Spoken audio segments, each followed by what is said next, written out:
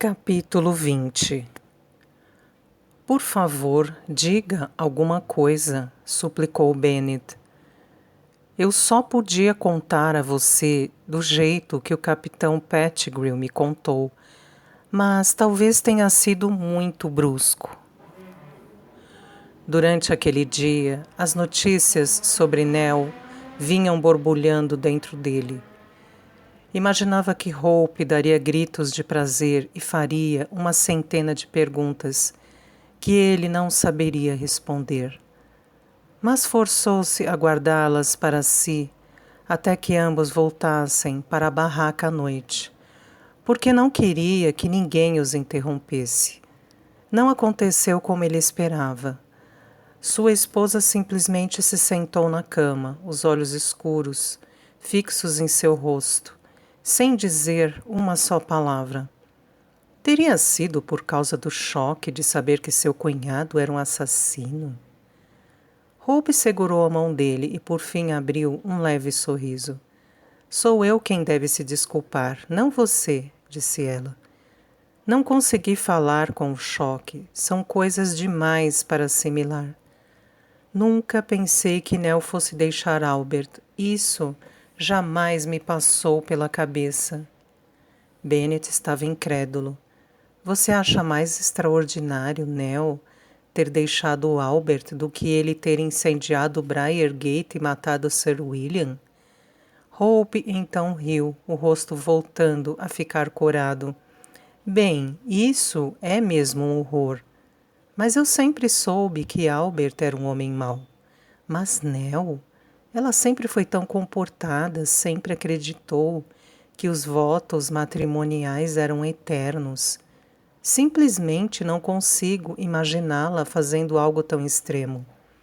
Pettigrew disse que ela achava que Albert tinha matado você. O rosto de Hope se fechou. Pobre Nell, nunca suspeitei que pensaria tal coisa, ou que saísse de Briargate. Você não pode imaginar o que aquele lugar significava para ela. Nell adorava Lady Hervey. Ter se afastado dela e abandonado Albert deve ter causado um bocado de falatório no vilarejo. Bennet franziu a testa, ainda perplexo, quanto ao motivo pelo qual os votos nupciais quebrados e o falatório sobre o casamento pareciam ter muito mais impacto do que o assassinato e a mansão incendiada. Hope segurou a mão do marido e beijou-lhe as pontas dos dedos, olhando-o com um brilho malicioso nos olhos. Acho que ninguém no vilarejo deve estar dormindo com todo esse escândalo acontecendo. Imagine como seria então se eles soubessem o que Albert e Sir William eram um para o outro. Agora conte-me o que mais o capitão Pettigrew disse sobre Nell. Como é que acabou se tornando governanta dele? Ela está bem? Há alguma notícia sobre o resto da minha família? Bennet sorriu. Isso era mais como ele esperava que Hope reagisse. Perguntas e mais perguntas. Não, ele não me contou mais nada, mas falou de Nell com tanto carinho que estou certo de que ficará muito feliz em conversar com você sobre ela. Eu também gostaria de ouvir mais sobre os meus cunhados. Com isso, Hope percebeu que Bennet não só entendia o que aquela notícia sobre Nell significava para ela, como também estava encantado em fazer parte de sua família, e isso a comoveu profundamente. Mas esse reconhecimento também trazia certa culpa. Por que na véspera ela não se sentira segura de contar a Bennet que conhecia o capitão Pettigrew e que era ele o autor da carta para Lady Hervey? Há outra razão pela qual estou tão atordoada com tudo isso, explicou Hope. Eu conheci o capitão Pettigrew em Briargate. Verdade? Bennet ergueu a sobrancelha interrogativamente. E por que não me contou isso ontem? Não sei. Talvez seja porque Nell sempre martelou na minha mente a ideia de que eu nunca deveria revelar nada que ouvisse lá. Sabe, o amante de Lady Harvey era o capitão Pettigrew. Foi o que me fez desfalecer quando o reconheci. Meu Deus! Exclamou Bennet. E eu, achando que fosse o susto por causa do ataque que você e Queenie sofreram, que a deixou tão ansiosa para sair do acampamento da cavalaria. Ele me fez recordar coisas que eu preferia esquecer. Bennet a olhou pensativo. Então, como se sente sobre o capitão agora que sua irmã é sua governante e Briargate acabou? Hope suspirou. Eu realmente não sei, Bennet. Mas o capitão Pettigrew falou sobre Nell com tanto carinho. Ela deve ter uma vida melhor com ele do que tinha com Albert. Isto é verdade. Entretanto, se não fosse pela carta que ele enviou, eu não teria ido à casa do portão naquele dia e visto Sir William com Albert. Bennet permaneceu em silêncio por um tempo. Se ao menos tivéssemos sabido sobre o incêndio antes de sairmos da Inglaterra, disse ele por fim. Posso escrever para a Meta, sugeriu Hope ansiosa, e também incluir uma carta para Nell. Quando Hope se precipitava para apanhar o papel, Bennet estendeu a mão para detê-la. Você precisa pensar bem sobre isso primeiro, querida, disse ele brandamente. Ainda existe a questão do que você viu na casa de Albert. Sir William pode estar morto e Albert é um homem procurado, mas Rufus e a mãe dele ainda estão bem vivos. Antes de começar uma carta, deve refletir sobre o que é certo revelar. Repreendida, Hope deixou-se cair de novo na cama. Droga! Exclamou ela. Se não posso contar a Matt sobre a carta do capitão, ou sobre Albert e Sir William, que razão vou dar para ter ido embora? Bennet abraçou-a com força. Acho que deve esperar até conversar com o capitão Pettigrew. Você vai precisar pensar com cuidado na maneira como vai agir e tentar descobrir como estão as coisas por lá. O capitão me deu a impressão de ser um bom homem. Ele não teria vindo me ver a menos que se importasse com Nell, e portanto com você também.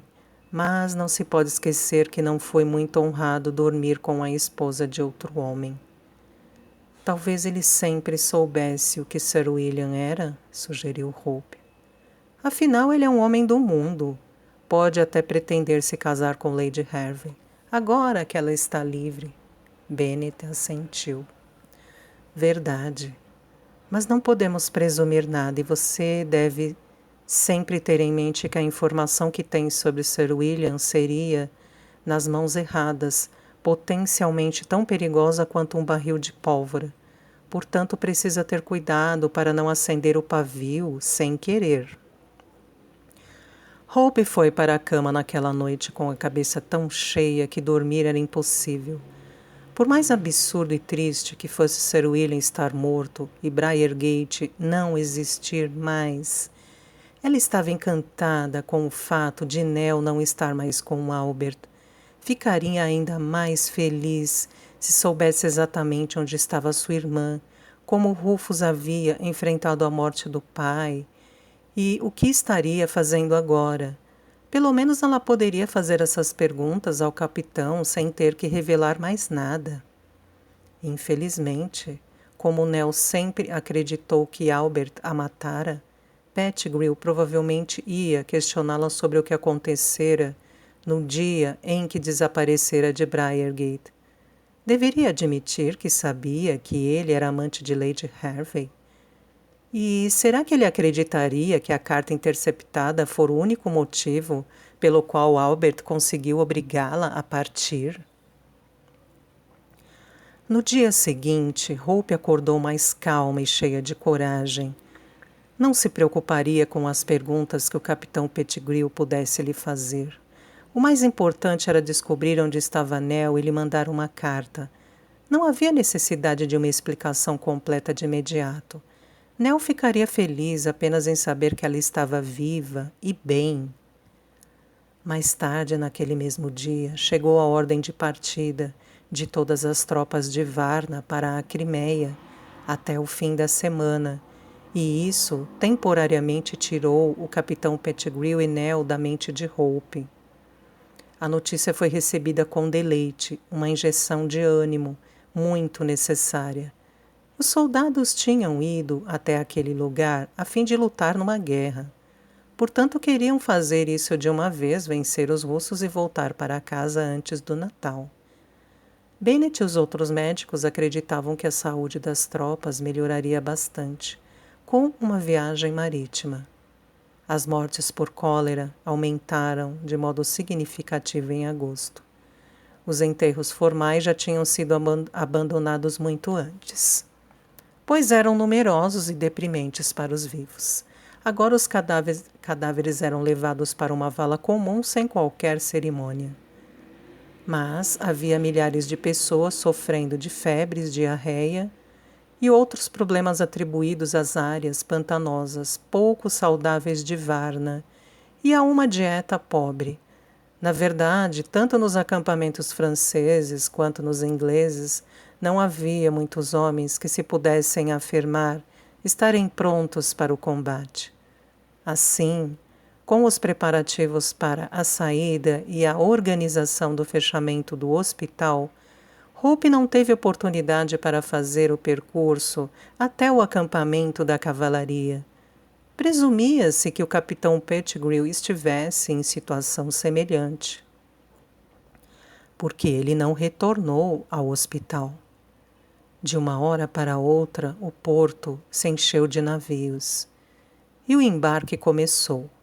Porém, assim que Hope conseguiu que todos os seus pertences estivessem prontos para serem levados a bordo, soube que Lord Raglan havia ordenado que as esposas dos oficiais ficassem em terra. Hope ficou estarrecida, pois também não parecia haver alternativa de sustento para elas.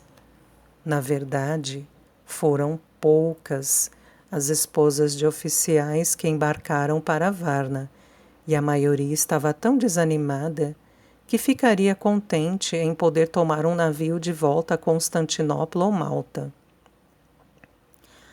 Lady Arrow e a senhora Dubberly, a esposa do intendente, queriam acompanhar seus maridos, mas tinham amigos em posições importantes, e era quase certo que encontrariam uma maneira de contornar a ordem, mas Hope não tinha amigos influentes.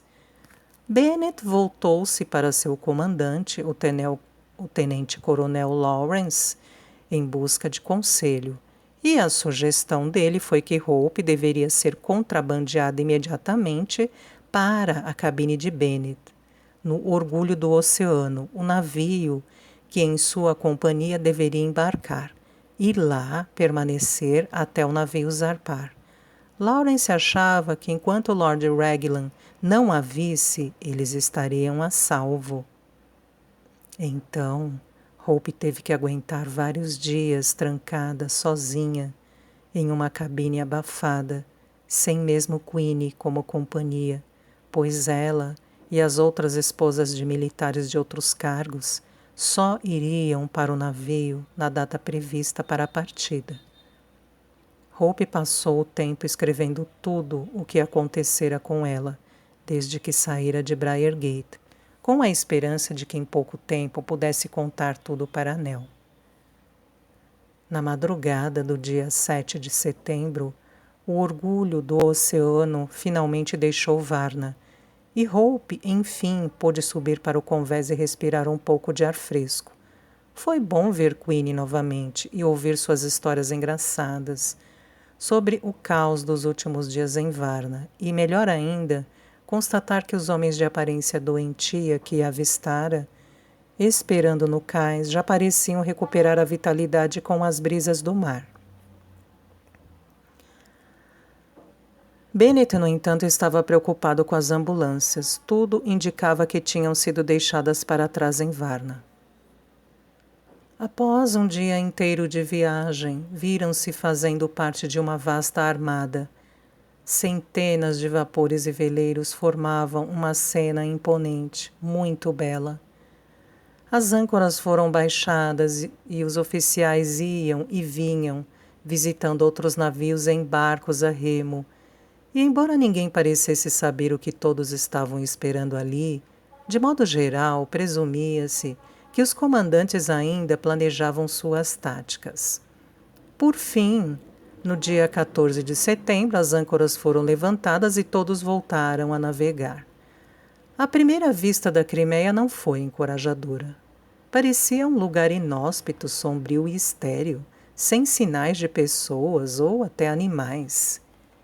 Em Eupatoria, 2 oficiais foram em terra para receber a rendição do porto, mas aparentemente o local não era adequado como base. Decidiu-se que no dia seguinte todas as tropas desembarcariam mais adiante, ao longo da Baía de Calamita. De lá marchariam para Sebastopol e tomariam a cidade. Bennett se reuniu com o tenente-coronel Lawrence por algum tempo naquela noite e quando voltou a encontrar Hope mostrava-se preocupado. Você vai ter que ficar no navio enquanto eu sigo com o regimento, ele suspirou. Parece que temos uma longa marcha a fazer e o coronel acha que podemos encontrar cossacos. Hope percebeu que, embora estivesse inquieto por causa dela, estava ainda mais preocupado com a saúde e o bem-estar dos homens de seu regimento. Bennett gostava de ordem, e estava claro para ele que seus superiores não haviam pensado muito no que aconteceria com qualquer baixa se o exército fosse atacado durante a marcha. Ele e os outros médicos, naturalmente, estariam lá para tratar os ferimentos, mas sem ambulâncias e nenhum hospital preparado para receber os feridos, eles provavelmente morreriam. Não se preocupe comigo, disse Hope de imediato. Acho que serei levada para onde quer que seja o acampamento base. E tenho certeza de que terão instalado um hospital quando você chegar lá. Na manhã seguinte, Bennett ficou junto à amurada do navio, vendo os franceses desembarcarem de seus navios com a eficiência habitual. Um grupo deles já estava fincando sua bandeira na areia. Quando os navios deles se deslocassem, os ingleses desembarcariam também. A Baía de Calamita era uma longa extensão de costa, com uma estreita praia de areia e um grande lago adiante. Caía uma chuva fina, portanto havia pouca visibilidade, mas Bennett calculava que Sebastopol ficava a cerca de 40 a 50 quilômetros adiante na costa. Parecia um lugar abandonado, apenas capim, por quilômetros a fio. Ele se perguntava quanto tempo levariam para encontrar o primeiro russo. Imaginava que com seus uniformes cinzentos seria bastante difícil distingui-los. Seus pensamentos se voltaram para Hope. Ela ficara na cabine consertando uma camisa rasgada. Não tivera coragem de dizer-lhe que ele não poderia levar uma muda de roupa. Isto só a preocuparia. Tinha sido uma bênção encontrá-la. Não conseguia se lembrar de nenhum outro homem que tivesse uma esposa igual a ela. Era corajosa, adaptável e paciente, todas as virtudes de que a esposa de um militar precisava. Mas era muito mais do que isso. Era engraçada, apaixonada, bondosa, belicosa quando pressionada e também tão bonita. Aqueles olhos escuros, ardentes, os lábios cheios e a pele macia e impecável o tinham cativado desde o início. Achava que nunca se cansaria de olhar para ela. Era uma experiência nova ser invejado por outros homens. Quase podia ouvi-los pensar: como ele conseguiu uma mulher como essa? Na escola e na universidade, quase sempre havia sido ridicularizado por seus pares. Não era bonito, não era bom em jogos nem em equitação. Estudava demais e nunca conseguiu adquirir sofisticação ou aprendeu a ter jeito com mulheres. De certo modo e por sorte, não se esperava que um médico do exército tivesse esses talentos em especial, mas era muito bom ver outros homens supondo que ele os tinha por causa de Hope. Ela era excepcional.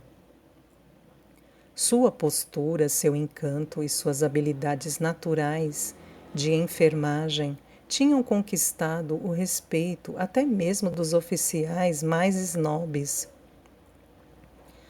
No entanto, sua verdadeira beleza estava em desconhecer seu próprio valor. Ela não tinha ideia de que metade do regimento entrava no hospital em Varna com queixas triviais, querendo apenas se deleitar com um instante de sua atenção. Bennet sorriu para si mesmo, lembrando-se de como ela tinha subido até seu beliche antes do amanhecer daquele dia. Pelo menos essa lembrança o manteria animado por alguns dias. Já era fim de tarde quando Bennet desembarcou, um dos últimos a sair do navio. Ficou na praia acenando e lançando beijos para Hope, enquanto o navio se afastava. Durante todo o dia, forçou-se a fingir entusiasmo pela marcha, fazendo piadas sobre como estava entediado no navio e que precisava fazer exercício. Mas, na realidade, seu coração estava apertado. E agora que a esposa se fora, seria muito difícil fingir confiança e otimismo. Chovia bastante, muitos dos homens continuavam sofrendo de diarreia, e Bennet achava que nenhum deles estava apto para uma longa marcha.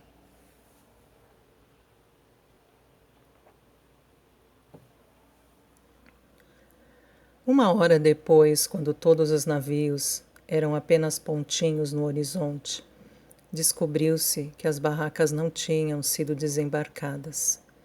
Constatou-se também que o lago era de água salgada e não havia água doce em lugar algum.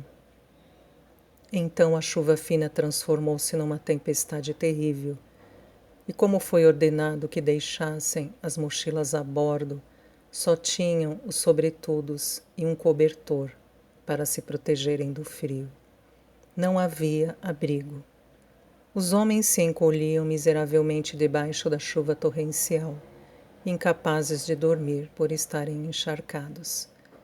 Bennet ficou aliviado quando o sol surgiu no horizonte, pois fora a noite mais desgraçada de sua vida. Era inacreditável que algo tão básico como abrigo tivesse sido esquecido. Sua opinião era que os oficiais responsáveis deveriam ir à corte marcial por causa daquilo. O sol esquentou quando recomeçaram a marcha, secando rapidamente a roupa dos homens. Mas ainda não tinham encontrado água, e eles foram forçados a beber das poças de água da chuva. Para piorar, Bennet verificava que a cólera tinha vindo com eles. Viu homens curvados de dor, mas ainda tentando continuar a marcha. Não podia fazer nada, pois não havia transporte para levá-los de volta a um dos navios, nem um hospital de campanha onde pudessem ser deixados. Ele e seus assistentes eram a única alternativa de atendimento médico para todo o regimento. Seu equipamento consistia em 2 cestas de palha, com curativos, ataduras e um conjunto de instrumentos cirúrgicos, em uma das sacolas penduradas no cavalo de carga. Bennett esperava que os russos não estivessem à espreita. Não duvidava da coragem dos homens, nem da capacidade deles de combater em uma luta encarniçada, mesmo estando doentes e cansados, mas duvidava de sua própria capacidade para tratar ferimentos graves com recursos tão limitados. Hope foi despertada na manhã do dia 22 de setembro por Queenie, batendo na porta da cabine exigindo que a deixasse entrar. Depois que os homens desembarcaram na baía de Calamita, o navio voltou a Eupatoria com o resto da frota e ancorou fora do porto. Se Hope não estivesse tão preocupada com Bennett e frustrada por não poder falar com o capitão Pettigrew sobre Nell, teria sido idílico, pois o tempo estava perfeito, quente e com o mar calmo. E havia tranquilidade também, pois restara apenas um pequeno grupo de pessoas a bordo, a maior parte funcionários do setor administrativo do Exército e alguns civis responsáveis pelos suprimentos.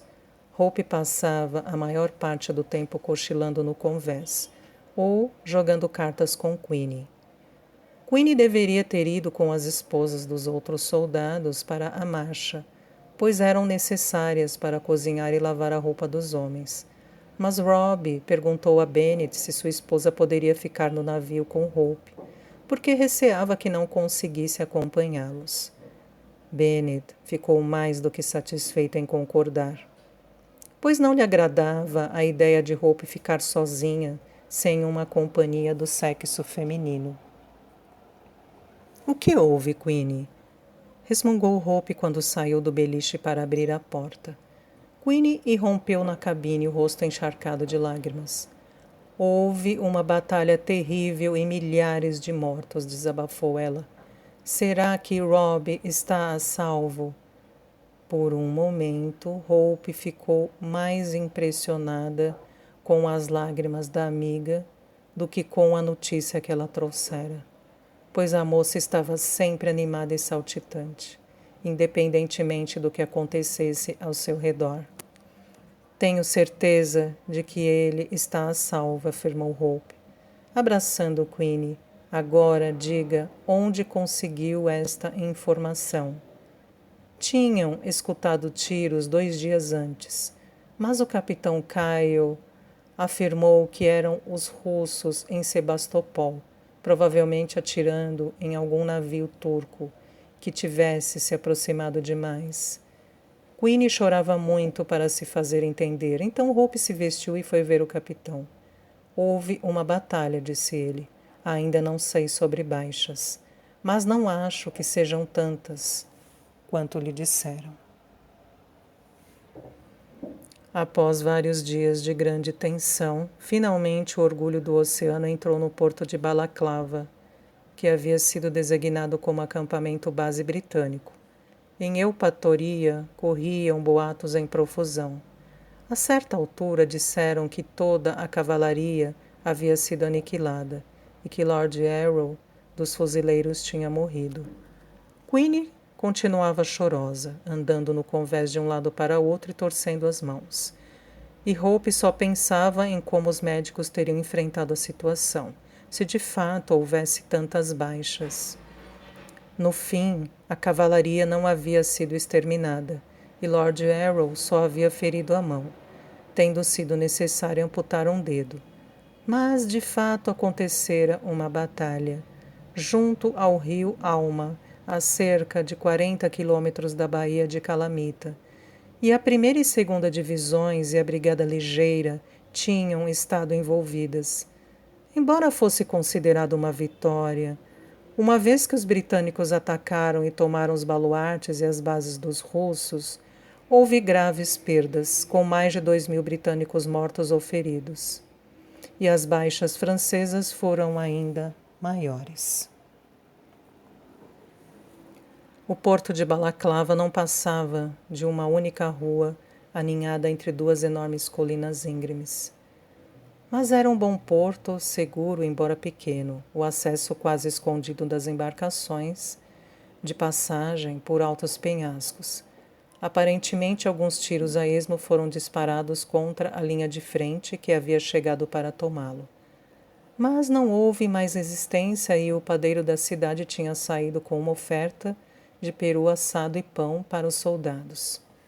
Enquanto o orgulho do oceano adentrava o pequeno porto, abrindo caminho entre dezenas de outros navios, Hope estava na proa, esquadrinhando freneticamente os soldados no cais à procura de Bennett. Avistava dezenas de uniformes verdes da brigada de fuzileiros, entre os casacos escarlates, mas não viu o marido entre eles, e ficou desolada ao notar tantos feridos. Alguns tinham ataduras em torno da cabeça, outros mancavam com as calças cortadas e ferimentos de aspecto assustador que nem sequer tinham sido tratados. Quando o navio atracou num espaço exíguo do cais, Hope reparou que algumas macas eram transportadas para um prédio atrás da rua principal. Tinha a aparência de uma escola e, portanto, daria um bom hospital.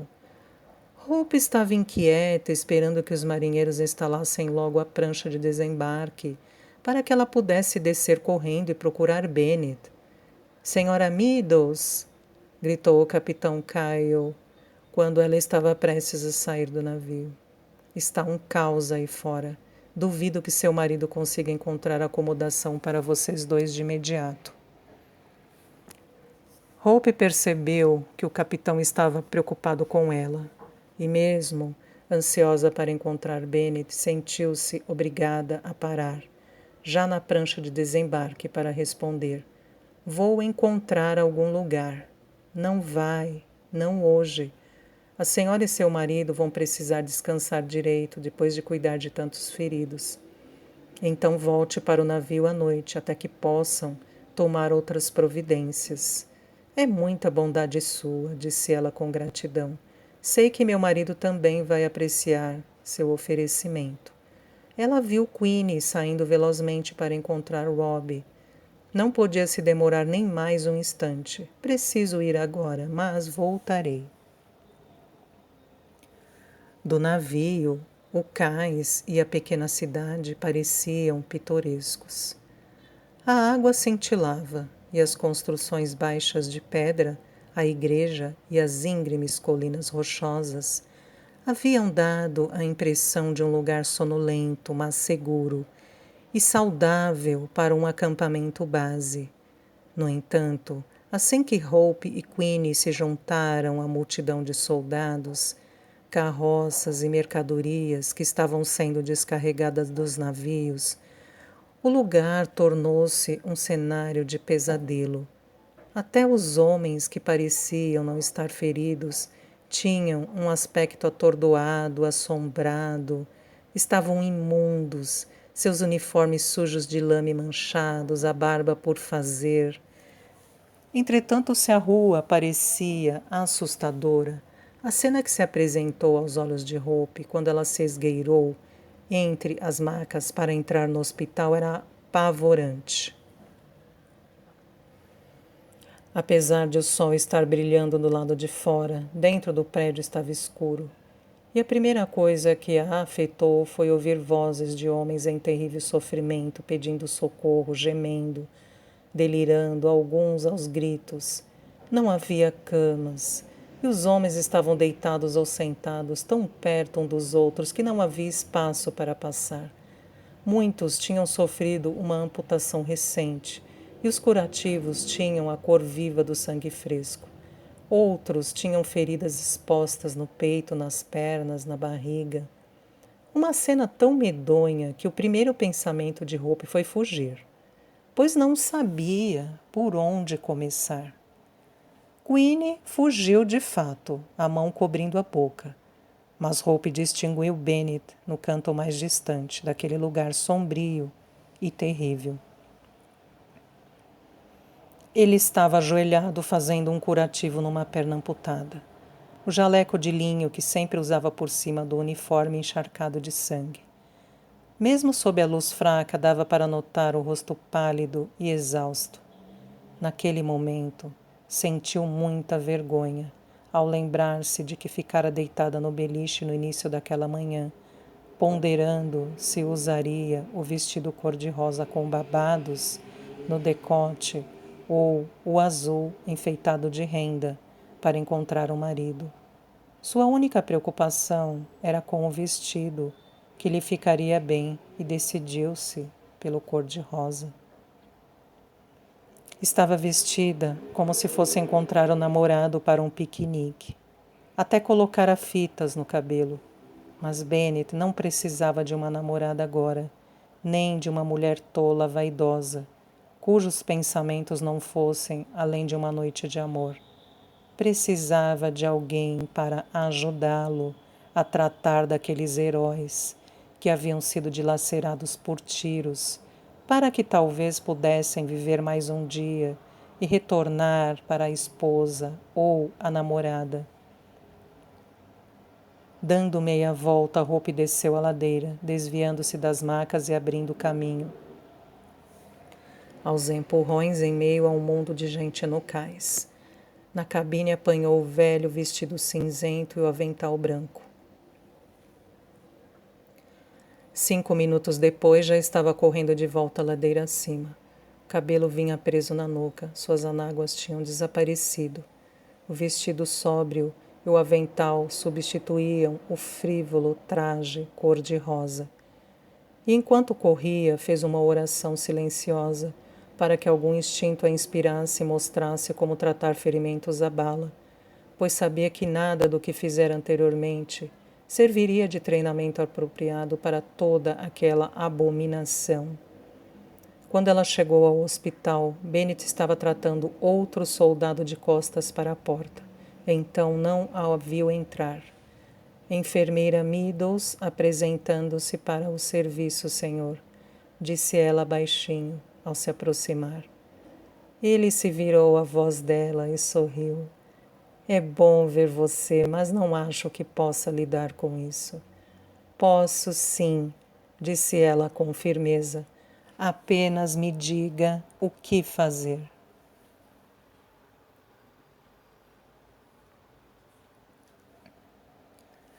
Estava escuro quando Bennett finalmente insistiu que tinham feito tudo o que podiam naquele dia. Suas roupas estavam endurecidas com sangue seco, as costas doendo de tanto se curvar. Até seus olhos estavam doloridos por trabalhar com pouca luz. Todos os médicos haviam trabalhado sem parar. Não houve pausas para refeições, nem para beber água. Os músicos das bandas que haviam sido destacados para o serviço de ordenanças traziam um dos homens da fila para uma área onde havia alguma claridade, e lá, em uma mesa tosca, as balas eram removidas, as feridas eram suturadas e tratadas. Muitas vezes precisavam amputar. Hope achava que nunca esqueceria o horror da primeira amputação de que participou. O soldado de infantaria não tinha mais do que 18 anos, com olhos azuis imensos, cheios de medo. Não havia clorofórmio para anestesiá-lo, mas ele encontrou coragem para sorrir para Hope e manter o olhar fixo nela, inabalável, enquanto seu corpo era cortado, sem dar um grito sequer.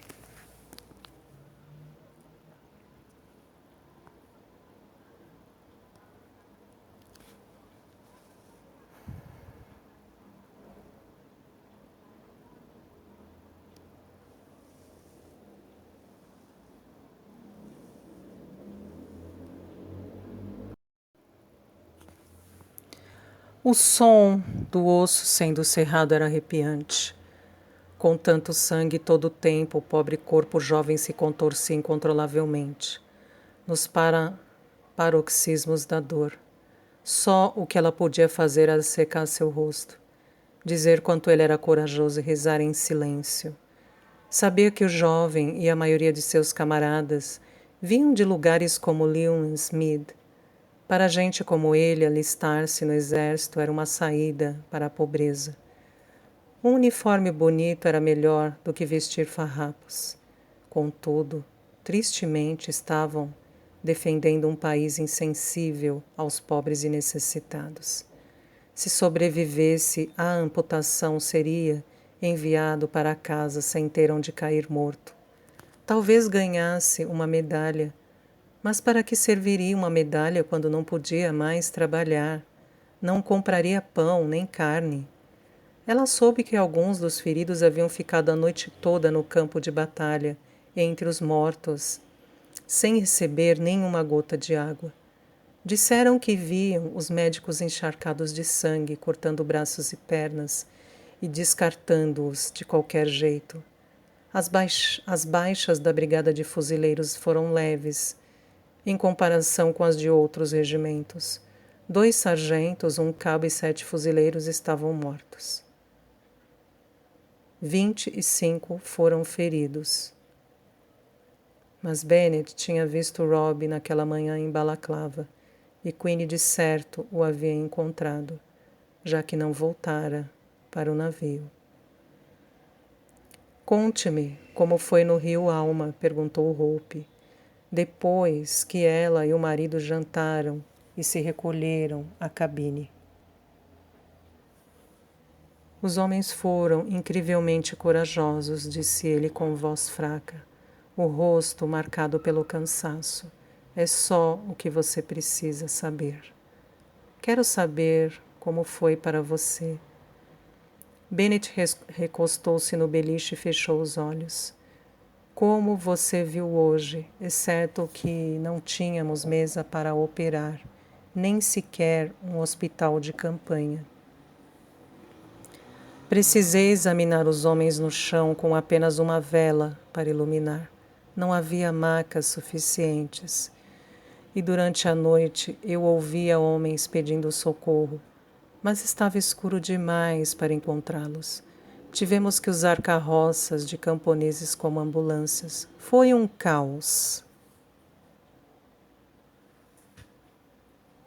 Ela percebeu a culpa que o marido sentia por não ter conseguido salvar mais homens, e a ansiedade de saber que aquela era a primeira de muitas batalhas sangrentas. Não será assim novamente, tranquilizou-o. Eles vão acertar as coisas até a próxima batalha. Ele abriu os olhos e fitou-a com tristeza. Duvido, Hope. Há obstáculos demais. Agora vamos sitiar Sebastopol. Mas até o momento não há barracas, além de poucas provisões e remédios. Você passou por Sebastopol de navio esta manhã. Não é um lugar pequenino como Balaclava, é grande e está fortificada, infestada de canhões e cheia de russos, que vão lutar com unhas e dentes para defendê-la. Além disso, todos os suprimentos para o exército virão para cá. E o único acesso para levá-los aos nossos rapazes no cerco é por uma trilha íngreme, em meio aos reites. Fácil agora, enquanto o chão está seco, e desde que tenhamos cavalos e mulas. E quando chegarem as chuvas de outono, ou o inverno, quando estiver congelando? Como vão trazer os feridos de volta para cá? A guerra já terá acabado então, afirmou ela esperançosa. Duvido muito, disse Bennett melancólico. Seus generais nem conseguem concordar como e quando atacar. Na manhã do dia 27 de outubro, Hope acordou e viu que Bennett já tinha se levantado.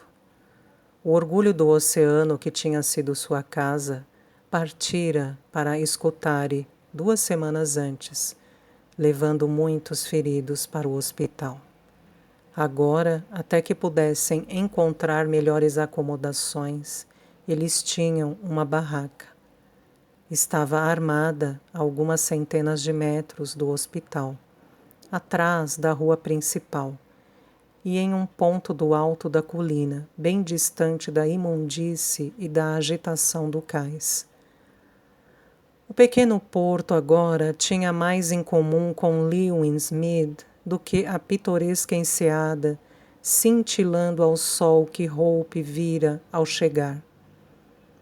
As centenas de homens feridos tinham partido, despachadas de navio para Scutari, onde, segundo os boatos, morreriam mais rápido do que se fossem deixados ali no cais. Mas um problema diferente, menos compreensível, tomou seu lugar. Pilhas de mercadorias descarregadas amontoavam-se no cais, porque ninguém sabia para onde levá-las. Os alimentos, depois de alguns dias sob sol forte ou encharcados pela chuva, acabavam apodrecendo.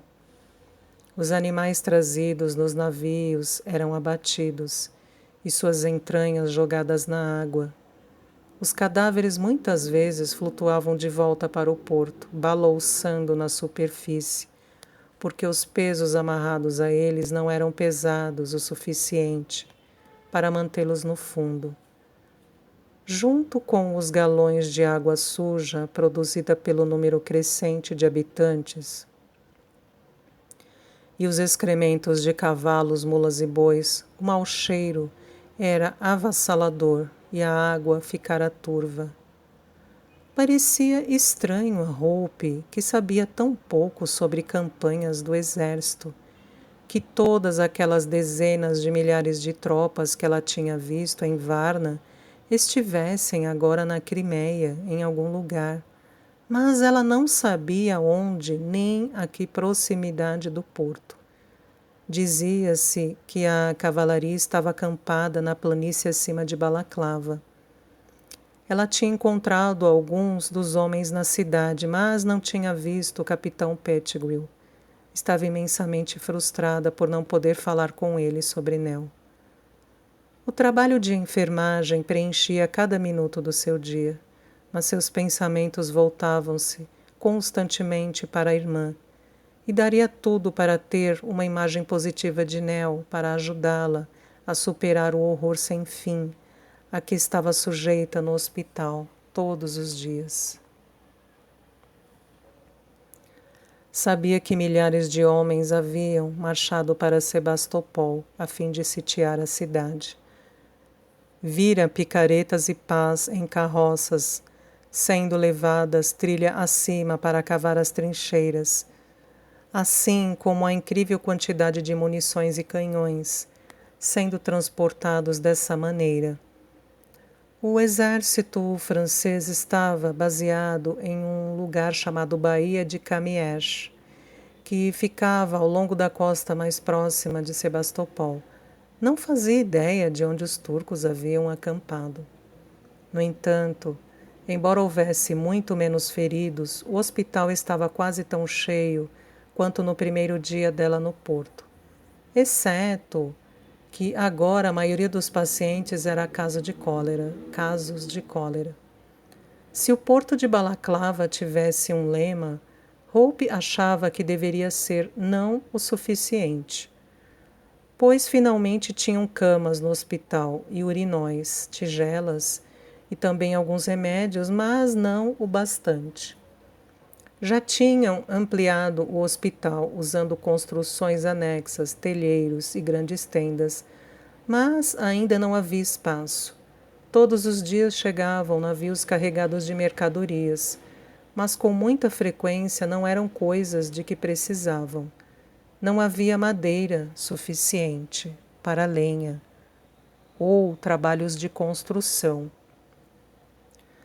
Não havia remédios, nem médicos suficientes, tampouco alimentos. Uma grande quantidade de botas chegou, mas eram muito pequenas para a maioria dos homens que precisava delas.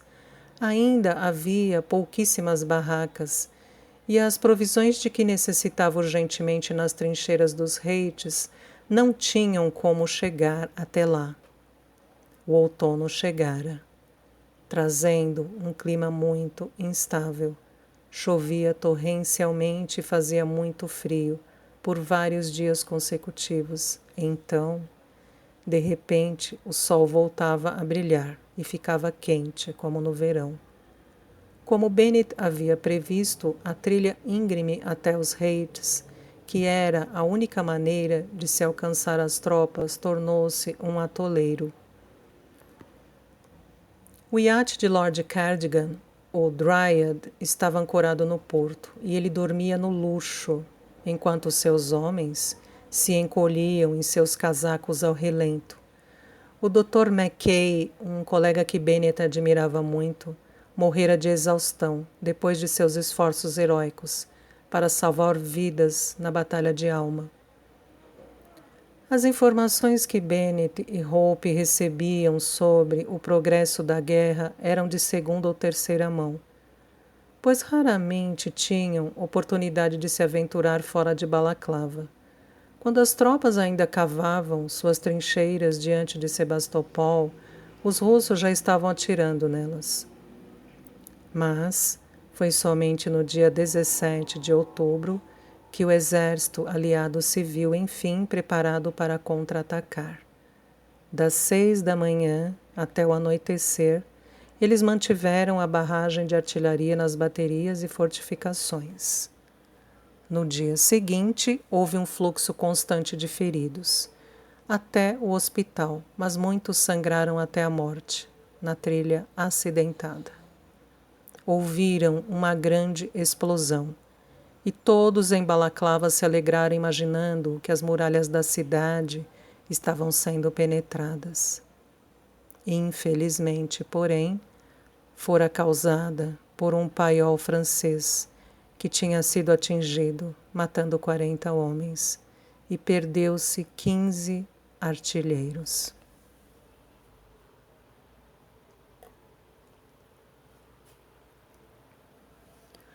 Hope levantou-se e vestiu-se apressadamente, sabendo por que Bennet saíra para o hospital tão cedo. Na noite anterior, falava-se que 25.000 russos, sob o comando do temível general Liprand, estavam reunidos a poucos quilômetros de Balaclava, com a intenção de retomar o porto. Balaclava era a única linha de comunicações do exército britânico. A comida, a munição e todos os equipamentos chegavam por ali. No entanto, como Lord Raglan não podia destacar tropas para protegê-la, era guarnecida apenas pelo 93º, os Argyll e os Sutherland Highlanders, 100 homens do batalhão de inválidos, composto por veteranos da reserva e 1.200 turcos. O acampamento da cavalaria estava instalado a poucos quilômetros da cidade, mas não havia homens perto o suficiente para defender Balaclava. Era uma manhã fria e cheia de névoa quando Hope seguiu para o hospital. Como esperava, ao chegar, lá encontrou Bennet fazendo a ronda dos pacientes, verificando quais poderiam ser enviados para escutarem. Percebeu logo sua ansiedade, ainda que tenha sorrido ao vê-la. Na semana anterior, em um momento de desabafo, comparou essa tarefa com o julgamento de Salomão. Ele sabia que a viagem por mar e em seguida as terríveis circunstâncias em Scutari provavelmente matariam seus pacientes. Mas não tinha escolha, pois a menos que liberasse leitos não haveria espaço para as novas baixas. Se houvesse uma batalha naquele dia, haveria um grande afluxo de feridos. Se os russos apreendessem o porto, todos eles provavelmente seriam mortos, ou deixados para morrer. Quero que você parta com esse grupo, disse ele indicando a lista na mão. Não, Bennet, vou ficar aqui. Faça o que eu digo, disse-lhe ríspido. É uma ordem. Você não é meu comandante, retrucou Hope com um gesto desafiador da cabeça. Você é somente meu marido, e vou ficar aqui com você. Por favor, Hope, implorou Bennet. Duvido que os cossacos tenham algum respeito pelas mulheres. E não aguento imaginar o que fariam como uma mulher bonita como você. Então não imagine. Agora, qual navio levará os pacientes para escutarem? Na planície acima da cidade, os britânicos construíram 6 baluartes em semicírculo para abrigar os canhões navais de 12 libras. Estes deveriam defender a estrada de Woronzov, que ia do porto até os Heights, a única linha de comunicação com as tropas lá em cima. Os baluartes estavam ocupados por soldados turcos, e pouco depois de as primeiras rajadas de tiroteio serem ouvidas no porto naquela manhã, alguns desses homens desesperados e aterrorizados voltaram fugindo para a cidade aos gritos: "Navio! Navio!" Bennett tinha acabado de examinar o último dos pacientes que seguiria do navio para escutarem, quando os turcos apareceram. E adivinhando que as baixas seriam enormes, pois havia apenas 550 homens do 93º e 100 inválidos entre Balaclava e o exército russo, ele decidiu que iria tomar emprestado um cavalo e cavalgar até o alto da planície para ter uma ideia melhor da situação. A névoa matinal havia desaparecido e o sol tinha saído quente e forte, proporcionando uma visão clara por quilômetros. Quando Bennett deteve seu cavalo, emprestado em um ponto elevado, num lado da estrada para Balaclava, ficou impactado com a cena que se descortinava diante de seus olhos. A cavalaria em formação, a artilharia, os escoceses em seus quilts e casacos vermelhos formavam um espetáculo glorioso e um pouco irreal. O ar estava tão estagnado que ele podia ouvir o tilintar de sabres, o mascar dos freios dos cavalos e as ordens gritadas. Tudo tão nitidamente como se estivesse lá embaixo. Dali, a planície cercada de colinas, que tinha cerca de 5 quilômetros de comprimento e 3 de largura, parecia plana, mas na verdade havia o que se chamava na Inglaterra de Hog's Back, ou lombada de porco, estendendo-se pelo centro. Isso criava 2 vales, e Bennett constatou que as tropas em um vale não podiam ver nem ouvir a que estavam no outro. No vale, ao norte, um enorme grupo de cavalaria russa avançava lentamente, enquanto a cavalaria britânica estava imóvel em suas celas no Vale Azul, e os 2 lados ignoravam a presença um do outro. Do alto, Lord Raglan e sua comitiva de oficiais de comando tinham uma visão perfeita de toda a planície. Mas Bennett rapidamente percebeu que eles não estavam cientes de que as tropas não podiam se ver uma às outras e que, na verdade, eles tinham escolhido um posto de comando perigoso. Bennett olhou para o pequeno grupo de escoceses que ocupava uma posição defensiva a fim de evitar que os russos tomassem Balaclava, e um arrepio percorreu-lhe a espinha. 550 homens não eram suficientes. Mesmo sendo comandados por Sir Colin Campbell, que, segundo se dizia, era um dos melhores oficiais de todo o exército britânico, ele ordenara que seus homens deitassem em 2 fileiras, uma posição difícil de manter, especialmente quando estivessem sob tiroteio. Enquanto Bennett os observava, de repente, um corpo de 4 esquadrões da força russa separou-se do grupo principal e começou a galopar sobre o outeiro central, em direção aos Highlanders. Bennett observou incrédulo Sir Colin Campbell percorrer tranquilamente aquela estreita fileira de homens, e sua ordem fez o sangue de Bennett esfriar. Homens, lembre-se de que não há retirada, disse ele. Vocês vão morrer onde estão. O coração de Bennett parecia sair pela boca. Não só porque aqueles homens estavam sendo intimados a dar a vida por seu país, mas também porque eram o único obstáculo entre a enorme tropa russa e balaclava. Se o acampamento base fosse tomado, a guerra estaria perdida e dezenas de milhares de pessoas seriam mortas, civis, enfermos e também sua preciosa roupa.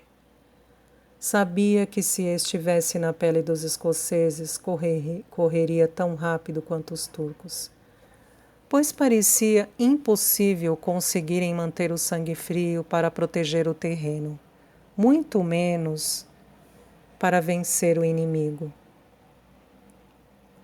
Bennett observava os russos avançarem, quando, num instante, percebeu que eles não tinham consciência de que o outeiro do qual se aproximavam estava ocupado por soldados britânicos.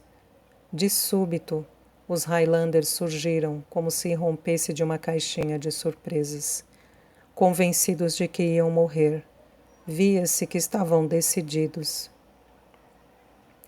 a não dar suas vidas em vão, porque enfrentavam o inimigo com firmeza e apontavam suas armas para matar. Bennett mantinha as rédeas prontas para fugir, pois um massacre parecia inevitável. Era difícil assistir, mas estava fascinado e atônito com a visão dos vigorosos Highlanders, disparando com calma e precisão, sem aparentar qualquer temor por sua segurança. Talvez tenha sido essa fria coragem, juntamente com a aparência ameaçadora de seus quilts e casacos vermelhos, que fez os russos vacilarem na segunda rajada de tiros. O fato é que vacilaram, e os Highlanders perceberam e avançaram, visivelmente ávidos, para engajarem numa luta corpo a corpo. A voz de Sir Colin Campbell ergueu-se alta e imperiosa. 93, 93, ao diabo com essa pressa toda. Os escoceses se estabilizaram. Outra saraivada de tiros foi disparada. E então, para espanto e admiração de Bennett, os russos deram meia volta e bateram, em retirada, na direção do corpo principal da cavalaria. Os escoceses deram vivas e fizeram grande algazarra, e o som da vitória fez Bennett engolir em seco. Seu corpo inteiro arrepiou-se e ele teve que enxugar lágrimas de emoção, pois não podia imaginar nada mais corajoso do que o que acabara de testemunhar. Era um grande ato de heroísmo, algo que ele esperava poder contar para seus filhos e netos. Bennett não podia ficar para assistir mais cenas de heroísmo, pois via as ambulâncias sendo carregadas e sabia que precisariam de sua ajuda para cuidar das vítimas, mas, por enquanto, o balaclava estava a salvo. Era para ser um dia de incrível valor. O general Scarlett, da Brigada Pesada, com 500 soldados, estava a caminho para dar apoio aos homens de Sir Colin Campbell, mas sua rota levou-o direto para a linha de frente da cavalaria russa, que avançava descendo a colina em sua direção. Os russos estavam em 3.000 ou mais, e, no entanto, apesar das probabilidades, Scarlett ordenou o ataque e lançou-se como um demônio sobre o exército inimigo, com os Irish Inniskillings, o regimento de infantaria irlandês, berrando como banshees. Aqueles que estavam assistindo com segurança dos Heights relataram mais tarde que os britânicos desapareceram na grande massa de russos, e esperava-se que todos fossem aniquilados. No entanto, entre as hordas fervilhantes de uniformes cinzentos, percebia-se os vívidos casacos vermelhos e os golpes, cortes, cutiladas das espadas à luz do sol. Então, um segundo batalhão de britânicos chegou, enlouquecido pela batalha, gritando com ferocidade, e também se lançou na luta. Por fim, Receando perder todos os homens, Lord Lucan ordenou que o quarto dragões de guarda atacasse. Eles adentraram o confronto pelo flanco e num instante os russos se dispersaram. Hesitaram e de repente debandaram. Bennett já estava com Hope no hospital quando ouviram os vivas, o que os fez presumir que a batalha do dia terminara e que a qualquer momento as carroças de feridos chegariam. Começaram a chegar dentro de 1 hora. Mais uma vez foi igual ao primeiro dia de Hope em Balaclava. Com macas chegando uma atrás das outras, logo seguindo para as barracas e construções anexas vizinhas e para o cais. Bennett e os outros cirurgiões movimentavam-se metodicamente entre elas, amputando quando necessário, removendo pedaços de bala e costurando cortes feitos pelos sabres. Hope, que trabalhava onde mais precisassem dela, dando água, limpando feridas, cortando roupas para expor feridas, ficou impressionada como até os homens muito feridos, muitas vezes até mortalmente, podiam estar tão alegres e otimistas. Quando disseram que os britânicos tinham posto os russos para correr, ela acreditou. Naquela mesma tarde, porém, os triunfos da manhã logo se transformaram em choque e horror quando chegaram as notícias do desastroso ataque da Brigada Ligeira. Mais turcos fugindo covardemente para a segurança do porto foram a primeira indicação de que algo estava muito errado. Aparentemente, Lord Raglan tinha visto os russos tentando recolher armas inglesas dos baluartes abandonados e ordenou que a Brigada Ligeira entrasse em ação. Por que motivo Lord Cardigan levou 700 homens direto para uma emboscada, ninguém entendeu. Bennett, que antes notara a existência dos 2 vales na planície e como obscureciam a visão dos soldados no campo, achou que fora essa a causa. Nas semanas que se seguiram, discutiu-se todo o tipo de teorias, e a culpa foi atribuída sobretudo a Lord Lucan. No entanto, a explicação mais lógica era que Cardigan, da posição onde se encontrava, não podia avistar os russos à espera no vale, ao norte da planície, ou havia interpretado mal a ordem recebida. Qualquer que fosse o verdadeiro motivo, entretanto, o resultado foi uma carnificina, pois a Brigada Ligeira caiu em uma armadilha e se viu cercada por todos os lados. Os tiros russos choveram sobre eles. Apenas 195 homens voltaram, incluindo Lord Cardigan, e cerca de 500 cavalos foram mortos. No hospital, todos estavam muito ocupados lidando com as baixas da manhã para tomar conhecimento do tiroteio. Só algum tempo depois do ataque, que durou apenas 20 minutos, chegou um mensageiro com a notícia devastadora. Quando os feridos foram trazidos para a cidade, já anoitecia, ia ficando escuro e frio. Um punhado de homens, oscilando nas celas, chegou em seus cavalos, apesar dos pedaços de munição cravados em seus corpos. Alguns vinham a pé, cambaleando, apoiados em outros soldados, e os gravemente feridos vinham em carroças. Seus rostos estavam enegrecidos pela fuligem e manchados de sangue. Os casacos vermelhos ou azuis de cores tão vívidas agora estavam opacos de sujeira e mais sangue, esfarrapados e chamuscados pelos tiros. Pela segunda vez desde que chegara à Crimeia, Hope sentiu vontade de fugir. O pequeno hospital estava a ponto de explodir.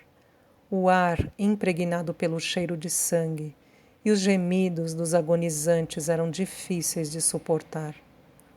Ela viu mais de 30 homens morrerem de seus ferimentos naquele dia. A maioria muito jovem, meninos de 18 ou 19 anos. E era muito errado terem morrido por uma causa que nem compreendiam inteiramente. Parada à porta do hospital, observando as luzes do cais refletidas na água da baía, Hope sabia que teria que encontrar forças em algum lugar enquanto Bennett continuasse trabalhando. Deixe-me aqui para aguardar a minha vez. Há muitos piores do que eu.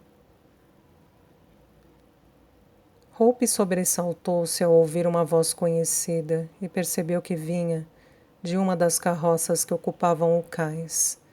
A escuridão acrescentara um novo problema. Mais cedo, à luz do dia, podiam verificar o estado dos feridos e selecionar os casos mais urgentes para atender primeiro. Agora, isso ficara impossível.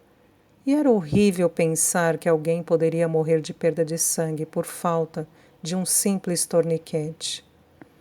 Apanhando uma lanterna na parede, ela pediu a 2 ordenanças que a acompanhassem. Então, indo de carroça em carroça, foi rapidamente avaliando os homens e dizendo aos ajudantes quais precisavam ser levados diretos para o hospital. Foi na 4ª carroça que ela encontrou o dono da voz que a havia reconhecido. Capitão Pettigrew.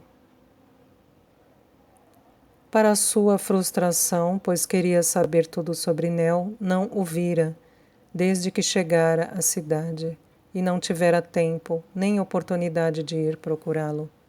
Onde está ferido, capitão? Perguntou, segurando a lanterna no alto para que pudesse enxergá-lo melhor. Ora, se não é a senhora Meadows! Exclamou ele com certa surpresa. Pensei que tinha ficado em Varna. Eu não, ela sorriu.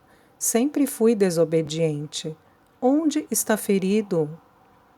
Apenas um corte de sabre, disse ele apontando para a coxa. Mas pode esperar.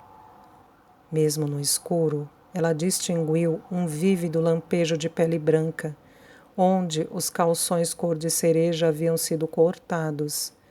A manga da jaqueta azul também estava cortada, e o tecido ao redor estava escuro com o sangue.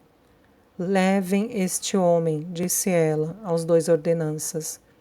Não, deixe-me, há outros mais urgentes. Permita-me tomar esta decisão, interrompeu ela. Uma ferida limpa, quando suturada rapidamente, cura-se num instante. Se ficar aqui, vai sangrar até a morte. Não discuta. Ele sorriu para ela e fez uma saudação brincalhona. Mas, apesar da atitude jovial, Hope viu que o rosto dele estava assustadoramente pálido e havia gotas de suor em sua testa. Enquanto verificava as outras carroças e voltava para o hospital, o capitão Pettigrew era colocado em um catre, e Hope percebeu que ele já estava fraco devido à perda de sangue. Tirando a tesoura do bolso do avental, cortou a manga do casaco e a perna da calça e lavou as feridas. Uma vez limpas, verificou que eram profundas, mas tinha certeza de que uma sutura seria suficiente. Chamou Bennett para dar sua opinião.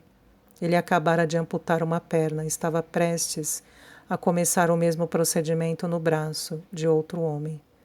Você pode fazer isso, enfermeira, disse ele, olhando de esguelha para ela, talvez adivinhando que estava nervosa por ter que costurar um oficial. São cortes mais longos do que os que você suturou antes, mas limpos. Imagino que o capitão vai querer um gole de rum antes de você começar. Pettigrew tentou sorrir, mas foi mais uma careta. Será que essa costura vai ser tão bem feita quanto as da irmã dela? Melhor, afirmou Hope. E eu também ofereço goles maiores de rum. Agora fique quieto. Levou mais de 1 hora para costurar as 2 feridas. E apesar de fazer muitas caretas, o capitão não gritou. Os joelhos de Hope doíam por ela estar ajoelhada no chão de pedra. Seus olhos ardiam com o esforço de enxergar a luz fraca. E ela estava tão cansada que houve momentos em que pensou que não conseguiria terminar o trabalho, mas deu o último ponto e pôde fazer os curativos. Pode pedir a alguém que me leve de volta ao acampamento? Perguntou Pettigrew com voz débil e instável. Claro que não, retorquiu ela indignada. Ir sacudindo por essa estrada acidentada só vai reabrir as feridas. Vai ficar aqui e bem quietinho, ainda não está fora de perigo. Lavou o rosto dele e as mãos, depois apanhou outro cobertor. Os olhos do capitão estavam fixos em seu rosto, e o olhar era tão intenso que a fez corar. O que foi?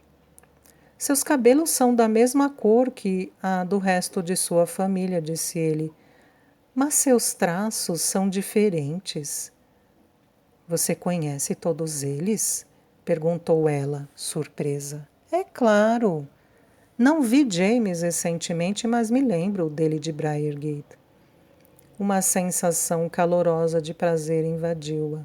Há tantas coisas que quero lhe perguntar, disse ela com veemência. Mas agora você precisa descansar e tem outros pacientes para cuidar. Nell vai ficar orgulhosa de você, disse ele, colocando uma das mãos em seu braço para enfatizar sua sinceridade. Escrevi para contar a ela que a encontrei. Espero que não se importe. Não, estou feliz, mas amanhã você precisa me dar um endereço para que eu também possa escrever. Temos um bocado de assunto para botar em dia. Albert obrigou você a escrever aquela carta? Hope assentiu.